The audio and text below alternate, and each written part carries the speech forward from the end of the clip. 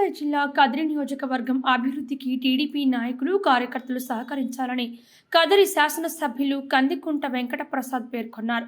కదిరి పట్టణం PVR function హాల్లో ఏర్పాటు చేసిన కార్యకర్తల ఆత్మీయ సమావేశంలో కదిరి ఎమ్మెల్యే ప్రసంగించారు. ప్రజలందరూ తన మీద నమ్మకంతో ప్రజలు ఓటు వేసి గెలిపించడంతో తనపై మరింత బాధ్యత పెరిగిందని తెలిపారు. రానున్న రోజులలో కదిరిని అభివృద్ధి బాటలో నడిపిస్తానని తెలియజేశారు. ఈ సమావేశంలో కార్యకర్తలు పెద్ద ఎత్తున సంబరాలు జరుపుకున్నారు. ప్రతి నిమిషము విలువైండేది, ప్రతి కార్యక్రమము విలువైండేది. ఈ నియోజకవర్గంలో ఇందాక పెద్దలు చెప్పినారు లక్ష్మీ నరసింహస్వామి గురించి. మేము ఆశించింది అది కాదు. మేము ఆశించిన దాంట్లో ఇప్పటి వరకు లక్ష్మీ నరసింహస్వామి దేవస్థానానికి చేసిండేది 0.00001% మాత్రమే. మనం ముందుండేది 99.9999% చేయాల్సినటువంటి బాధ్యత మా మీద ఉందని చెప్పేసి కూడా ఈ సందర్భంగా తెలియజేస్తున్నాను. అందుకు మాకు కేంద్ర ప్రభుత్వ సహాయ సహకారాలు కూడా అవసరం ఉంటుంది. ఒక పెద్ద ఆలోచనతో ముందుకు పోతున్నారు. మీరందరూ కూడా కార్యకర్తలు కూడా నన్ను ఈసారి పనిచేయడానికి అనుమతించాలా. మీరు చిన్న చిన్న కోరికలతో ఇబ్బంది పెట్టద్దని చెప్తాను.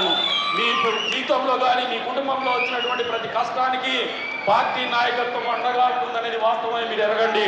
ఆ పోస్ట్ ఉంటేనే మీ ఇంట్లో అన్నం జరగదు. పోస్ట్ లేకపోయినా మీకు ఏదో ఒక రకంగా అనుకునేటువంటి కార్యక్రమాలు తెలుగుదేశం పార్టీ చేస్తుందని కూడా ఈ సందర్భంగా తెలియజేస్తున్నాను. కాబట్టి కార్యోన్ముఖులు కండి, ముందుకు పోదాం, కలిసి నడుద్దాం. వేదిక మీద ఉన్నటువంటి అనుభవజ్ఞులైనటువంటి నాయకులు ఉన్నారు. బీజేపీ పార్టీ సహాయ సహకారాలు కూడా తీసుకుందాం. జనసేన పార్టీ సహాయ సహకారాలు, వాళ్ళ శక్తిని కూడా మనలతో పాటు కూడగట్టుకుందాం.